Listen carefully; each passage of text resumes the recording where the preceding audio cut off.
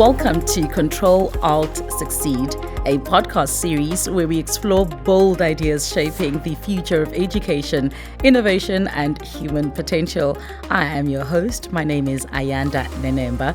Today we are speaking to Gareth Olivier, advisor and special projects at Milpark Education, about why education isn't just about textbooks and tests. It is about preparing minds to think, adapt, and create.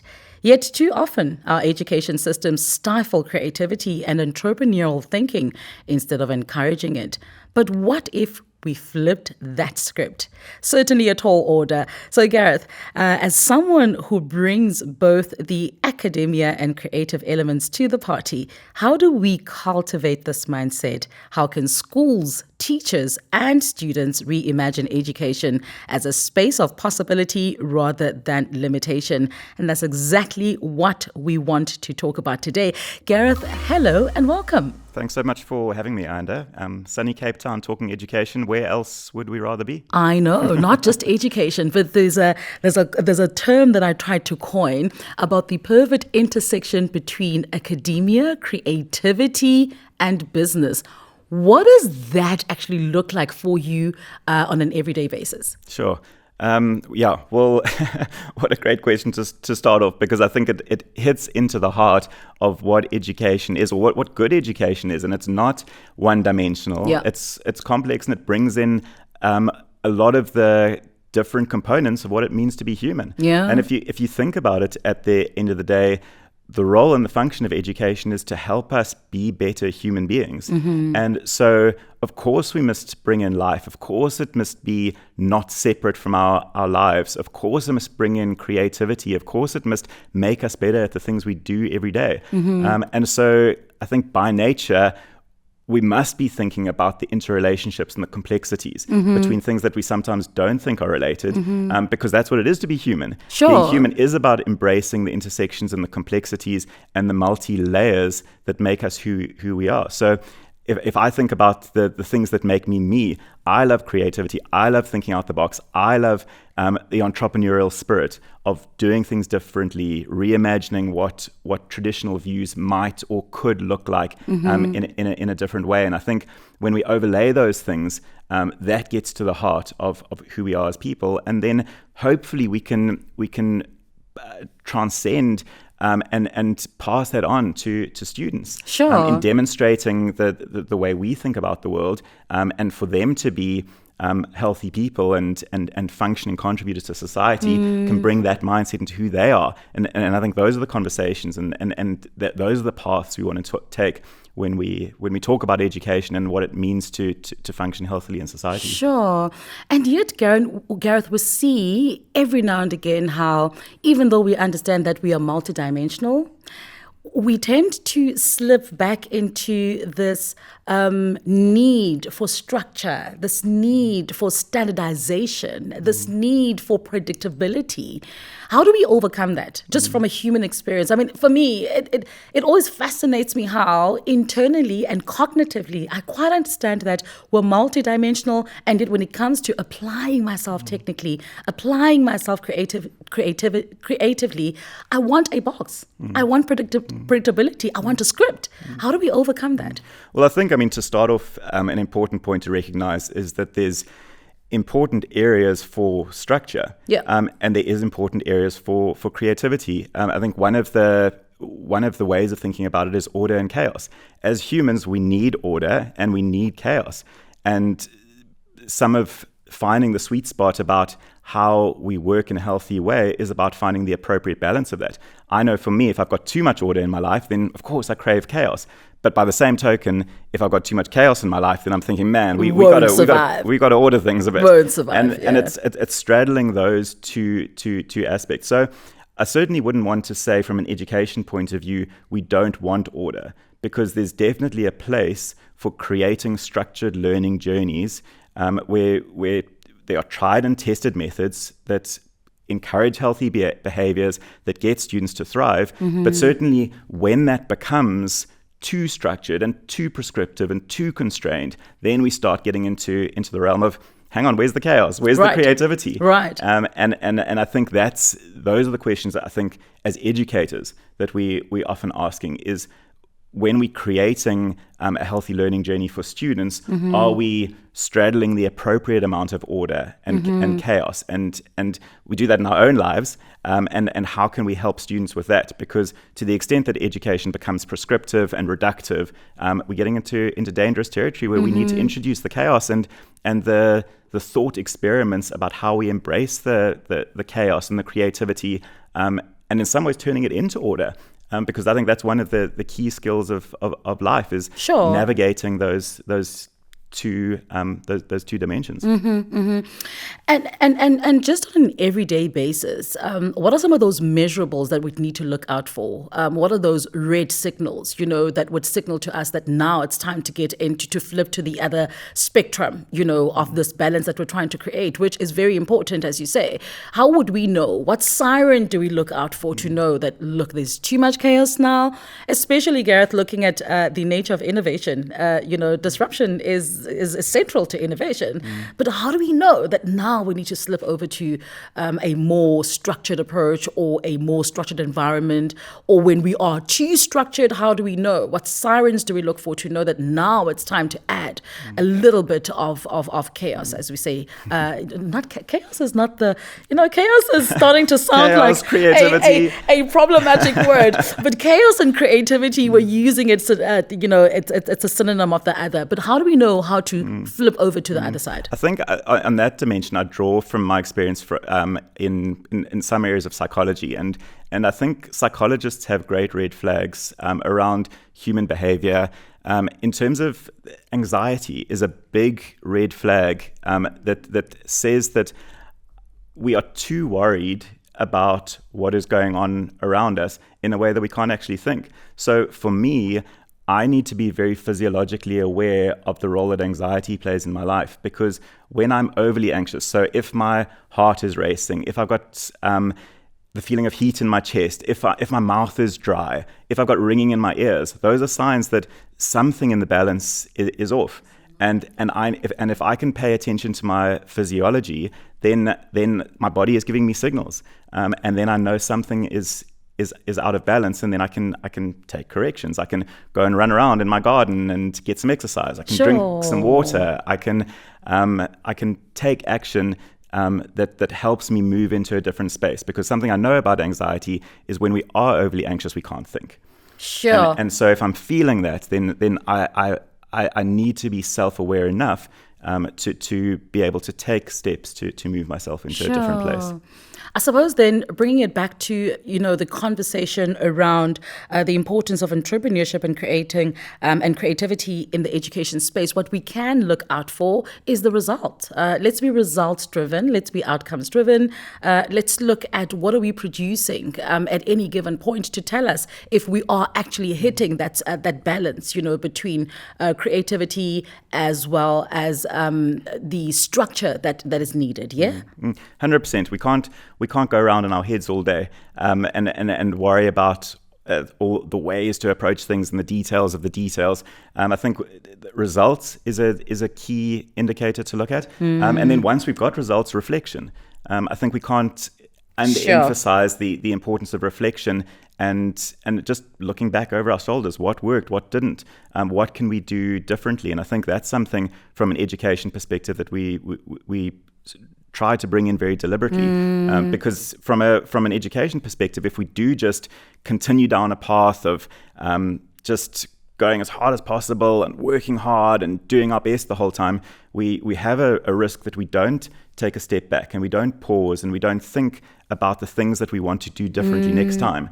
And I think those aspects of really digging into the practical side of what worked and what didn't can give us a lot of insight in how we move forward in in the future, because we are learning, we're learning beings. Sure. And I think that's one of the most important things about what makes us human, is our ability to change and reflect and do things differently. And those aspects, not just the results, but the ability to reflect on results and how successful were we in our creativity? What did we do that worked? What did we do that didn't work? And what might we do differently next time? Are the key questions to ask about just assessing where we are in this continuum of order, chaos, and how we're moving through these things. And I suppose then that's possibly also the reason why the traditional definitions of success and failure are changing very, very quickly. We're finding ourselves in a space where what used to be failure is now an opportunity to innovate, to pivot.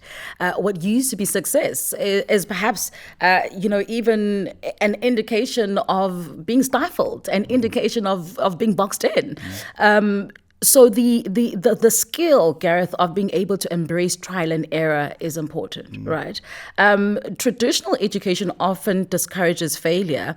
How do we shift the mindset to see failure as a valuable part of the learning process? Such a good process. And I'll start by exploring the question with you with a change in industry that I've seen of late that I think is fascinating, is where employers in the past would look at someone who'd been in their own business and their business had failed, they would look at that as a black mark against their name and something that must indicate that this person shouldn't be given further opportunities.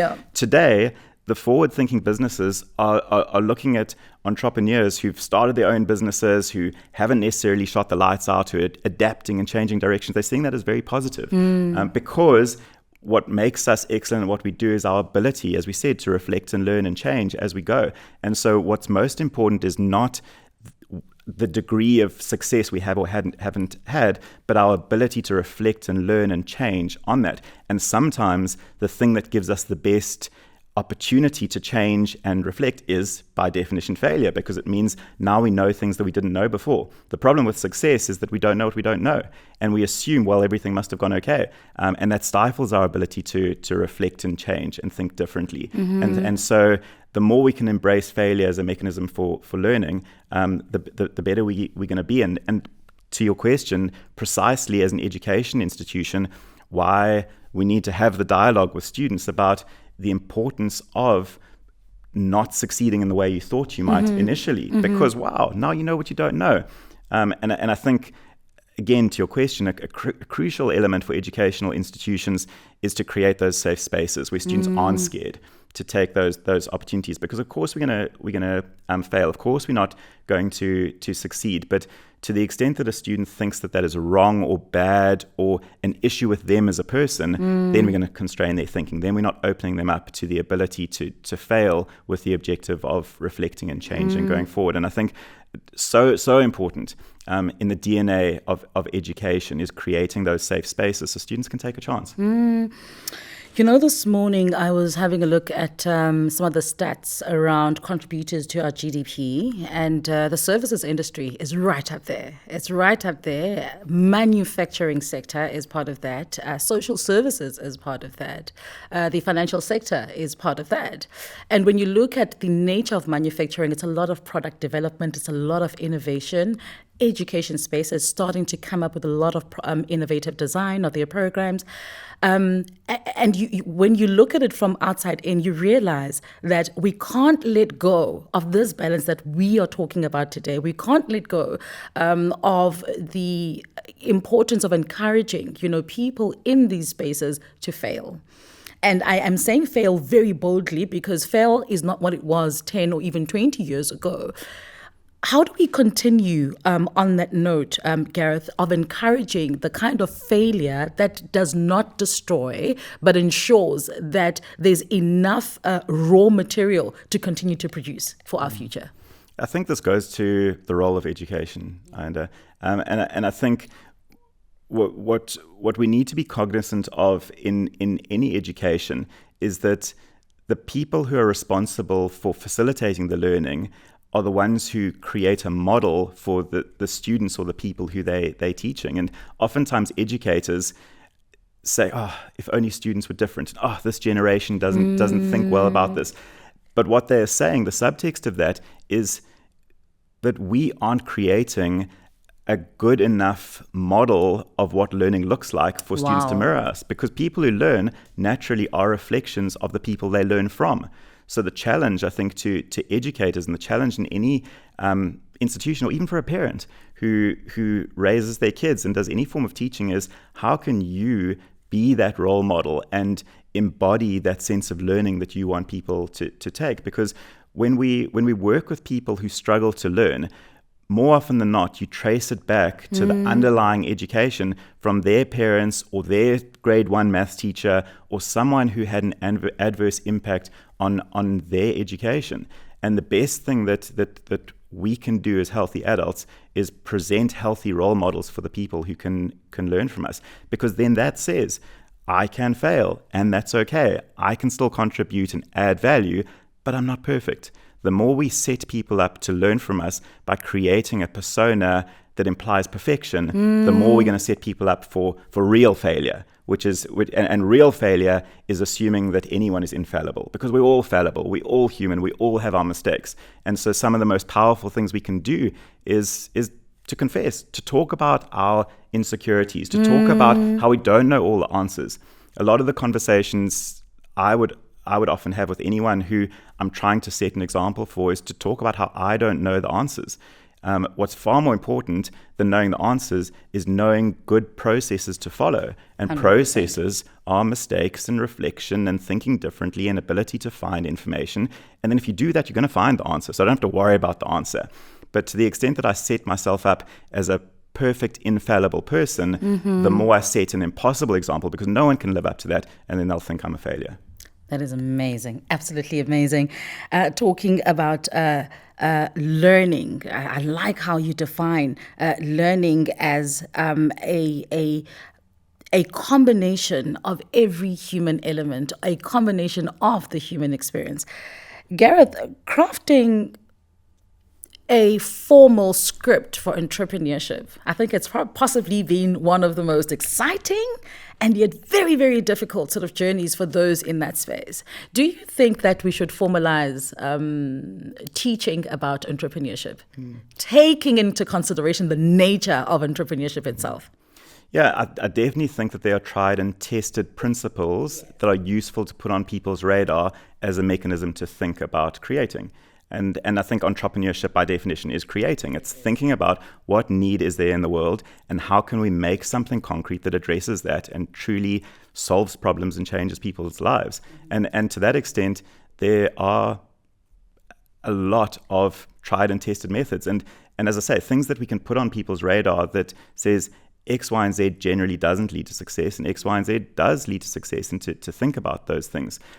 Can we create a script that says this is the way to do it? Probably not. Yeah. In terms of the granular detail. Yeah. But the conversation about the factors that lead to the types of outcomes we want, absolutely. And that's the role of mentorship. That's the role of trial and error, project-based learning.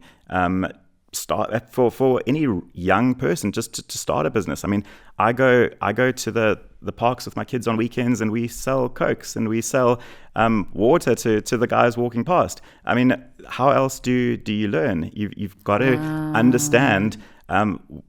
What is customer service? When someone says, "Oh, I've only got 50 rand and I need some change," and the kids have to think about, how do we make a plan to make a sale? How do we create customer service, and how do we get people wanting to buy from us? Those aren't rocket science principles, but we need to do them. We need to think about them. We need to have them as issues on our radar. And so I think it's that dance of practical guidance, principles, but also trial and error, and try it and learn, and don't see learning, I think, as something that's separate from the world. I think some of the worrying aspects I hear from people that really gets me worried or concerned about education would be if they think that education is something separate from what is happening in the world. When we see a textbook and we see this is some abstraction that someone has made, when we create learning pathways from people, it is the world. These are man-made things that we're doing. They come from a logical basis.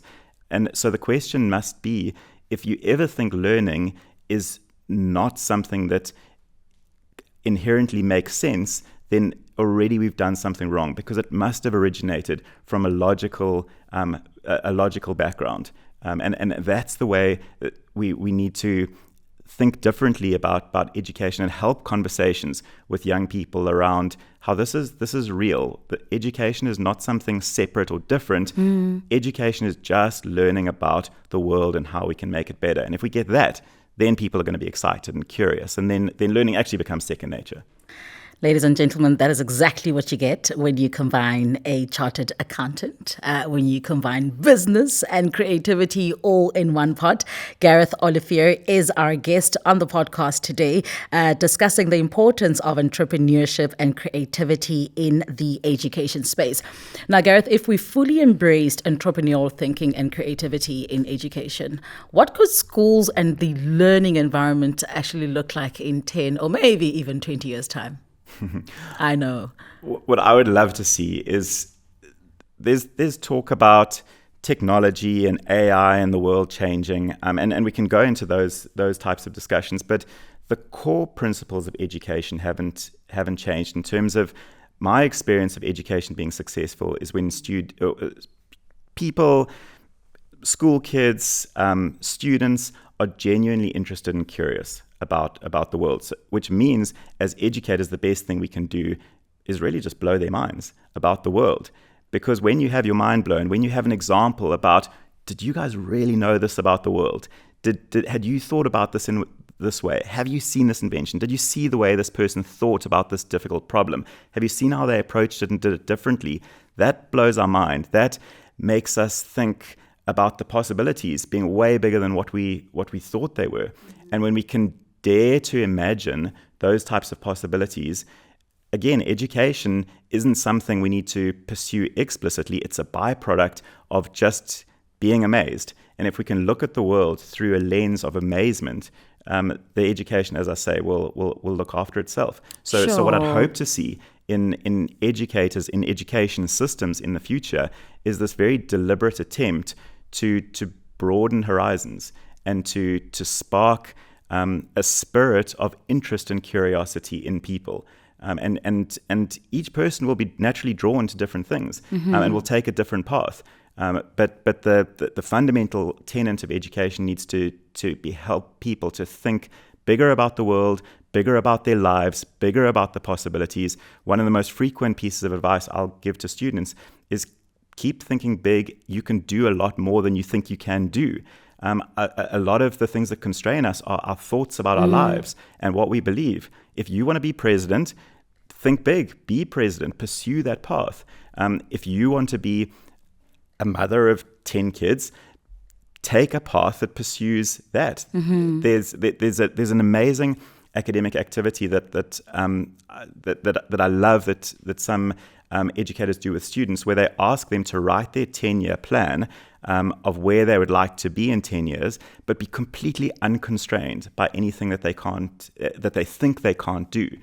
And what's amazing is when you write and you put on paper in a very specific way the things that you would like to achieve, not constrained by your insecurities and your anxieties and your limitations.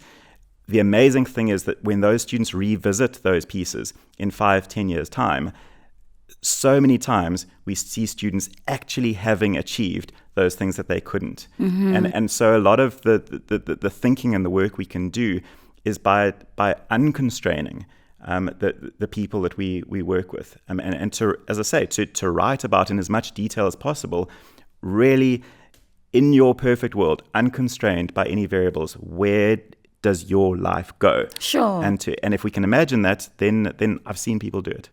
So when we talk about education as a lived experience, when we talk about education being the culmination of our everyday experiences, there's also a perception, Gareth, that there's a limit to our ability to create. That age is one of those limits. For example, I'm 49 years old, and now the only thing I can do is look forward to having my grandchildren, and there's a sort of structure and a picture that we've created that says you can't be innovative, you can't create beyond a certain age. How do we fix that? First of all, even before you answer, should we fix that? And if yes, how do we fix that? Yeah, look, first acknowledgement, different people are different. some people are more open-minded than others. Some people don't want to be creative and exercise their creative genius all the time. And I think also important to say that that's okay. I think where it's a useful conversation is someone who feels like they have all this creativity to give and use and to bring to the world, but for some reason they're constrained. And I think that's a good discussion to have. And another aspect maybe that we haven't spoken about from an education point of view that maybe speaks to that is how we often see education as a one-way street on I am teaching you and you will learn. What I love about my kids is, man, how much do they teach us? How much do we learn from them? So to your question about how do I be more open-minded and be more creative, for anyone who's, even if you don't have your own kids, for anyone who's been around kids, just go and spend half an hour with them. Agreed. Just listen carefully to the questions they ask, the things they think about, how they think differently. When we've been, call it, sanitized by the world and told to stop asking certain questions, kids don't have that filter.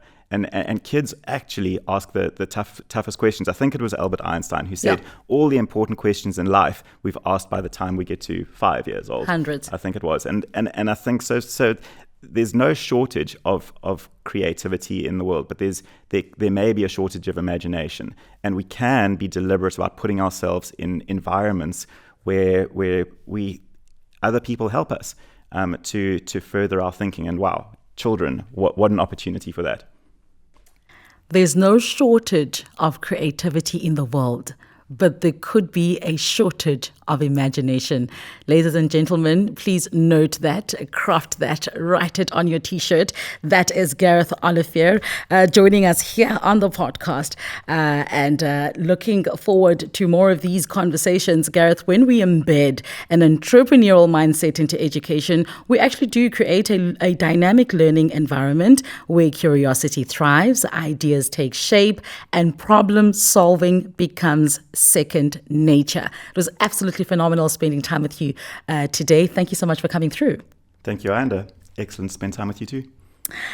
This isn't just about starting businesses. It's about fostering a spirit of innovation that builds healthier communities where learning happens organically, thinking isn't constrained, and change is embraced for the betterment of students, educators, and the entire sector. Now, don't forget to subscribe and share this podcast with those shaping the workforce of tomorrow. Until next time, I am Ayanda signing off. Stay curious, stay creative, and keep learning.